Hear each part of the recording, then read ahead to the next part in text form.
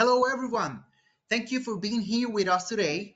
We are broadcasting in our local offices in the beautiful island of Puerto Rico. My name is Hector Sanchez, and I'm the account manager for Fortress Power. And with me today is going to be presenting Matthew Daniels, the product manager and the creator of our newest product, the eForce 9.6 battery. Fortress Power has been an industry leading energy storage manufacturer since 2016. We make robust equipment for different solutions like small backup, for apartments to commercial and industrial applications. The growth of Fortress Power is thanks to our low failure rate in our equipment and one of the best tech support nationwide. Our evolution as a company provides options like inverter, energy storage, gateways, battery monitoring, virtual power plant for the participant states, microcontrollers, pre-installation trainings, sales trainings, and the most important thing, constant path for growing ourselves and our partners. Yes, we want you help to grow your business. We're going to start by asking Matthew a couple of questions, and the first one is how can you be better if you are already great? Tell me why Fortress Power designed a battery called an eForce. Yeah, thank you, Hector. That was a very lovely introduction, man. Um, yeah, like Hector said, since 2016, Fortress Power has provided, LFP uh, chemistry batteries for residential and commercial. Uh, you know, Promoting premium products, complying with standards and regulation. But one thing that we do stand behind is the core philosophy of modularity and flexibility, right? And we have done a lot of that into with the eFlex 5.4 kilowatt hour battery and the EvoMax 18.5 kilowatt hour batteries. And we've taken some of the best attributes of both of those batteries and combining into a what it looks like an all-in-one form factor, right? While also still adhering to safety standards and complying with safety codes and UL regulation. So it brings me a lot of joy to present such a product. And what are the key features we can find in this battery, Matt? Yeah, absolutely. So to start introducing the eForce, it is a 48 volt nominal battery, 15 cell nominal battery. One of the key features is a 200 amp hour capacity module. So as you can see here, each module is 200 amp hours or 9.6 kilowatt hour battery. It is a 1C rated automotive cell. That just means that I can literally charge and discharge one battery at 195 amps continuously for 1 hour.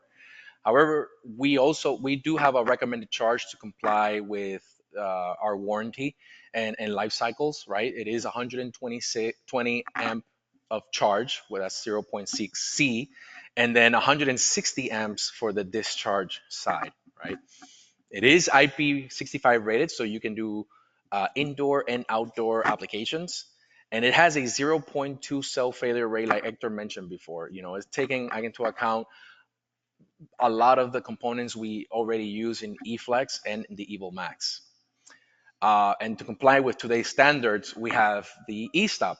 The e-stop is basically another word to say that the system does have the attribute to shut down entirely when you activate rapid shutdown.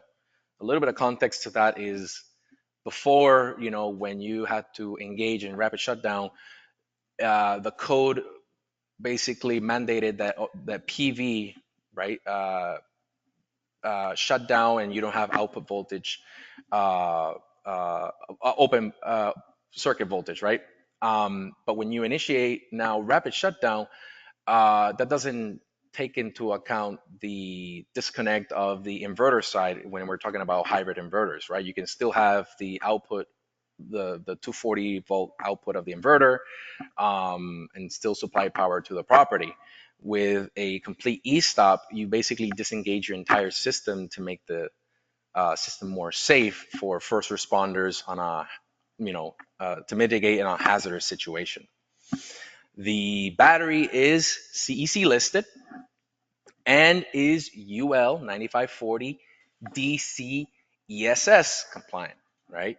And I want to, for those who are unaware of the concept DCESS, I want to do a quick introduction, right? UL 9540 basically rewrote the third edition on 2023 standard, right? And they define ESS, right? And then they define also ACESS and DCESS. And just by reading on the article, I can say, it mentions that an ESS, right, is an equipment in one or more enclosures that receives energy and then provides a means to store the energy in some form for later use in order to supply electrical energy when needed. It can be either an ACESS or DCESS. Now, they also go into defining what those are. And now, ACESS is an energy storage system comprised of an energy storage function, an energy storage protective function, which are evaluated for functional safety and electrical power conditioning or conversion function, providing AC output field wiring terminals. What does that really mean? ACESS means that the battery and the inverter have to both be certified under the UL 9540 standard. But when we talk about DCESS, and I will define it, an energy storage system containing the energy storage function and energy storage protective function, which are evaluated for functional safety and providing DC output field wiring terminals. What does that mean? Is that I can take this eForce, basically it's a DC coupled battery, and certify it as an ESS. And the inverter is basically a additional equipment, but that is not considered as part of the ESS. And why is that important? Because it allows me to pair, again, keeping with the core philosophies, it allows me to pair this battery with any inverter as long as they have the latest UL 1741 certifications and have our CSA compliant as well. So it's a really, really good attribute, and I know we're pretty much one of the first ones to do it, and I think we're going to be a model to follow behind with this configuration. In front of me, to describe a little bit more of the eForce, right? I have the closing circuit base, right? It's basically a base. I have the eForce battery. Each module is a battery, right? So I have right here a 19.2 kilowatt hour battery, and the top part, which would be the eWay, short for electrical wireway. I was about to make you that question, Matt. What is that gray box on top of the batteries? What is that?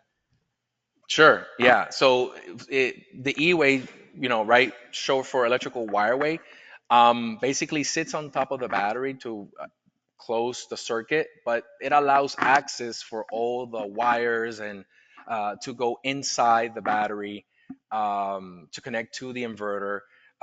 It can help to host the Guardian, which is Fortress Power's monitoring device that you can do OTA firmware updates and see each module individually on a granular level.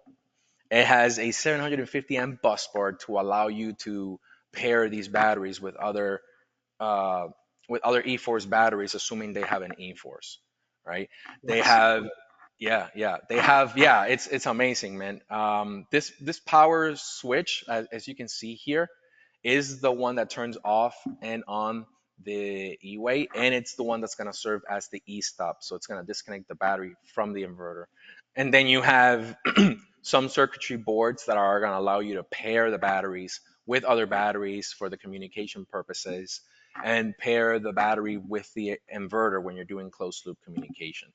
And it allows you to also select which inverter protocol via uh, dip switches. So So at the end, it's gonna make the installation easier for the installer, but not always the installer have the perfect space to do an installation, or better to say, every installation is unique.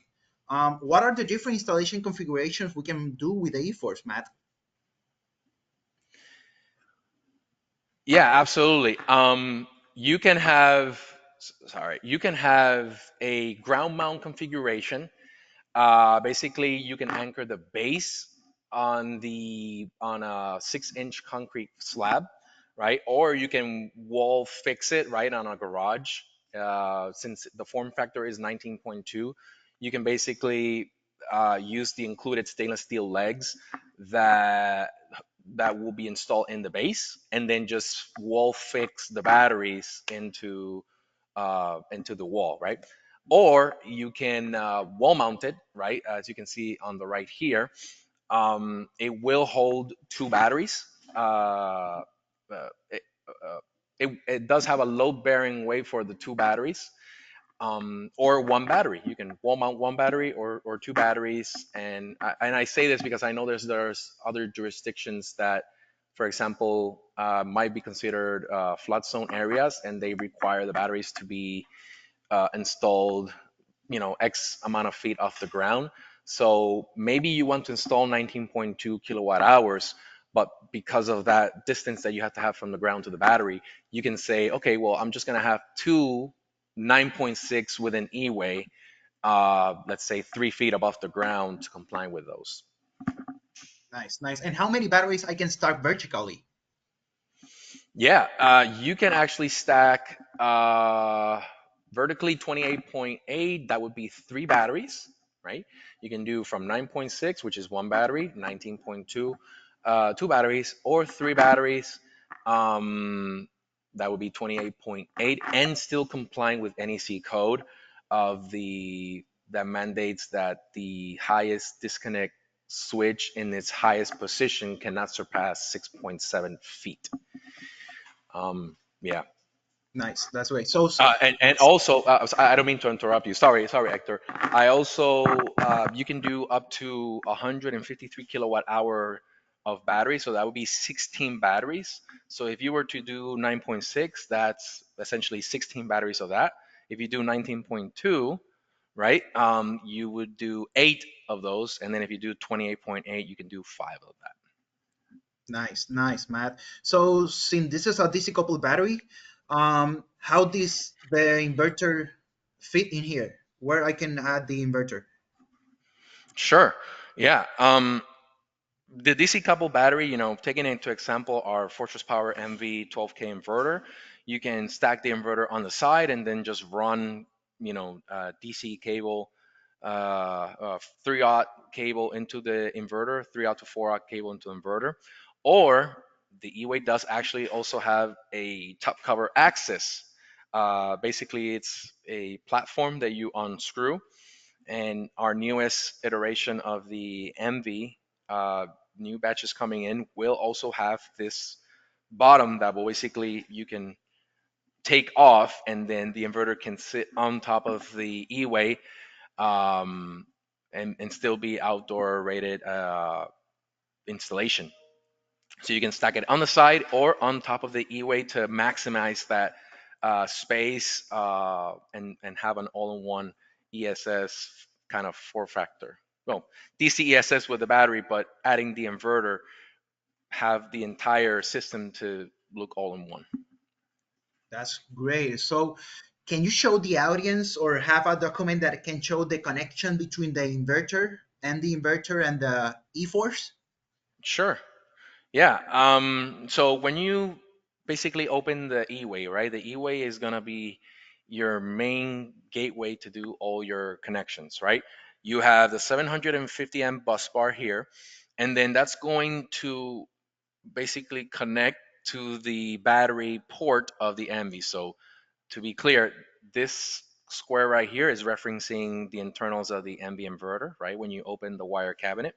And then this right here is referencing the eForce. So I would take the wires, hook it up into the 750 amp bus bar, and then hook it up into the battery port of the battery. Uh, Also, you would take the Guardian communication, that would be communicating with the battery. The Guardian communication cable would connect to this communication board that's in the eWay, right? And then you have already an integrated terminator, which terminates the communication between the batteries that are stacked vertically. And then you have the communication cable that leads from the battery to the inverter, in this case, the MV inverter. Nice. So if I have you make the option of having two e-ways in just one installation with one 9.6 battery, so have on total 19.2, how Hmm. can the installer see or wire two e-ways in just one inverter? Yeah, good question. So, um, if you have two batteries, right? You have eWay 1, eWay 2.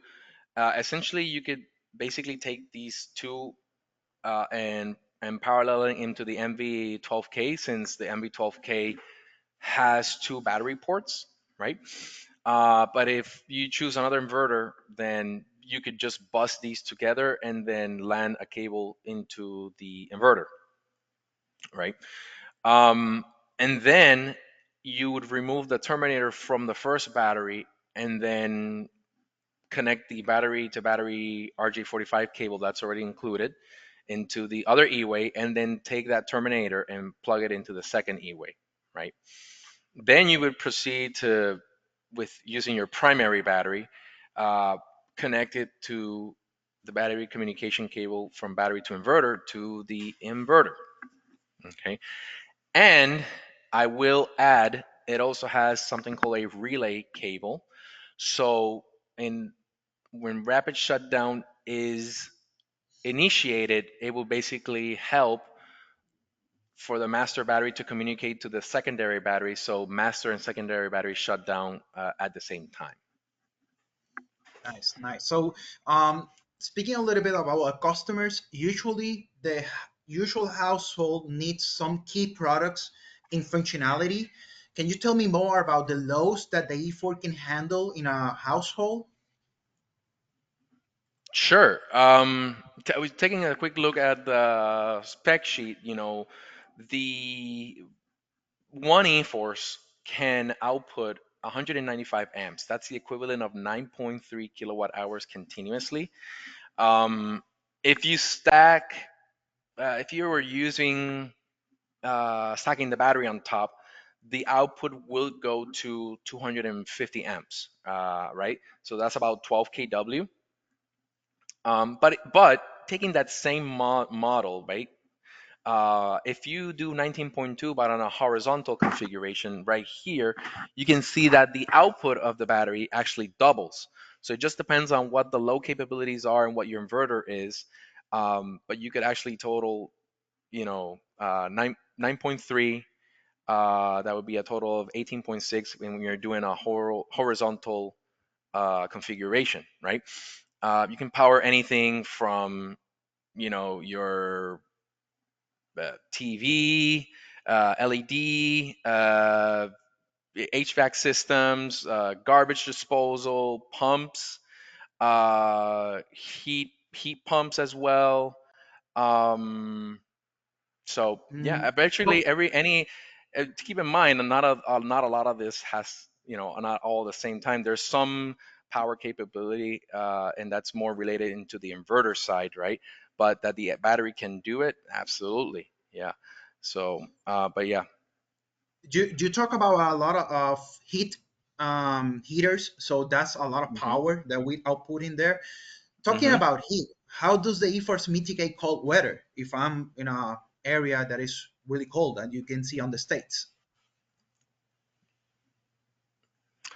So actually, the eForce, each module has a heating element, right? So each, to go a little bit more in depth, the battery is a 15 cell battery, so it's actually distributed into packs of five, 5 cells, 5 cells, 5 cells, and each of those cells have a heating element that overall consume only about 375 watts. And the heaters do turn on when the um, battery gets lower than 32 degrees Fahrenheit, and it will stay on until it reaches to 50 degrees Fahrenheit. And each, again, like I said, each module includes that ability. Nice. Thank you for that, Matt. If there already another inverter installed in the site, as a homeowner that has already a PV system, is making net metering, but now he wants to add a battery and he wants an eForce. Do the eForce can work with other inverters? Yeah, absolutely. That all depends on your jurisdiction. You know what they mandate. Some of these uh, jurisdictions mandate that the inverter has to be certified. You know, UL 1741 SA or SP certified. A lot of these inverters have that certification, SolarArc, Schneider, but we are also compatible with a lot of these systems in terms of closed loop communication. That is not to say that you cannot use our battery with another inverter um, that doesn't meet the you as long as the inverter meets the voltage requirements in terms of charge and discharge voltage ranges, which in this particular case would be from 40 volts to 54 volts, you're good to go. Nice. So we can do closed loop communication and also open loop installations. Yeah, I always recommend closed loop communication, but certainly we do have some voltage points that will go online with what our 100% and 20% is. Absolutely. Perfect, perfect. Matt, we almost missed something here, and it's a very important how the customer can purchase the eForce. Yeah, awesome. That actually, let me share my screen here. We actually have it allocated by region. So, if you go into United States, for instance, let's open up. You say, okay, if you want to buy something in Hawaii, these are the distributors that supply our product, uh, and so on and so forth, right? It's all right here. Main battery from Rhode Island. So this is in our web page, in our That's home web correct. page. So when you go Okay, on fortresspower.com, you go on dealers, and then you go where to buy. nice, Yep. nice. Arizona Thank Wind you. and And Sun, Cranage, CED. Yep.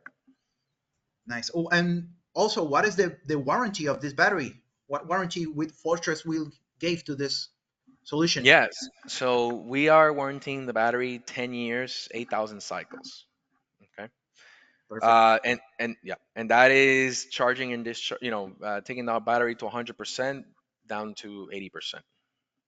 Can be installed in nationwide. We Down can install down this to anywhere. 20%, sorry. Yeah, nationwide, absolutely. Nationwide, it does have UL certification. The latest UL certification are, if you're pairing it with the MV, which I highly recommend, it has the UL 1741 SB certification, also the third edition with CSA certified as well. You can install it in Puerto Rico. You can install in Hawaii. You can install in Jamaica, for instance. Yep. Nice. And does the eForce is serviceable on site, so the installer can go to the site and do a service right there? Yeah, absolutely. Each component, let me see if I can go back to, I may give you a more descriptive. Um, yeah. So each module battery actually has its own BMS, its own fuses, its own safety components that are easily swappable. Uh, the 0.2% of failures that we've seen are really like cell imbalances, and that's on a very, very rare occasion. We've sold thousands and thousands and thousands of batteries. That would be the only more complex area that would be like if we would have to swap the cells and do a more rigorous process.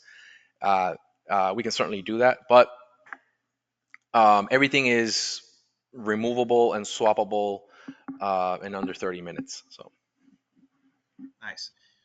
Nice. And what are the ideal solutions for install an eForce? What are the type of solutions I can give to a customer? Yeah, I mean, the eForce is very versatile. I mean, use this uh, battery system for residential applications, commercial applications. If you use our inverter, it is you integrate the inverter. The output of the inverter can do 120 208 three phase, right? Um, you can hook it up in uh, off grid, on grid, right? Outdoors, any type of those would serve applicable for this types of system. Nice. Nice. So, Matt, I have seen that it's very important to an end user customer to know about the status of the system. Does it have any indicator for an end user or the batteries to know if they're in good shape? Yeah, good question. So this basically, when you look at the eWay, right? In the middle of the eWay, so right here is an LED indicator, right? And all of these basically signify a status, right? So in this bar, it signifies 25%, 50%, 75%, 95%, and then when it's top at 100%, you will see this light up as well. So if the system is working great, you're going to see all of this light up solid, right? Other than these blinking on and off when it's charging and discharging. Uh, if the modules are not communicating with each other, for instance, then frame 7 and 6 will not light up. And if there's a fault, then definitely frame 8 will not light up. So what you want to have is all of them essentially light up, with the exception of this that actually serve as a SOC indicator. And also, since each battery, while you can stack them, each has its own BMS system. If there was a fault with one of the batteries, let's say this bottom battery is failing, it will have a backdrop light yellow. If it's working normal, then it will have a backdrop green, and you can still operate. So just because one of the modules failed doesn't mean you lost your entire system. Um, you can still run with half of the capacity with this application, which I think is one of the coolest features of eForce, since it doesn't follow that normal BMU configuration. That's great. That's great, Matt. I think I have make you all the question that I have on my mind. I don't know if you want to add something to the end the discussion here with everyone, and also I would like to see if anybody has some question. They can write us directly to the emails or write us on our webpage to do it so, and always have the information first there. Yeah, I just like to add that we're excited to launch this product, and uh, we are going to have a unboxing, commissioning, installation commissioning webinar. I believe it's February 13th. So that will be Thursday next week. And what to expect is you're gonna see images like this. They're very vivid, very kind of straightforward. How to install the battery. You have a battery stacking on the base, a battery that goes on top of it, what type of screws you're gonna use, and then each part basically uh, referencing to that screw, kind of like IKEA level, right? So we're gonna go in depth of how to do all of this with that presentation next week. Nice. So thank you everybody to be here with us. Again, this is Hector Sanchez and Matthew Daniels from Puerto Rico. We love to see everybody have a eForce on your home. Thank you and see you next time. Thank you.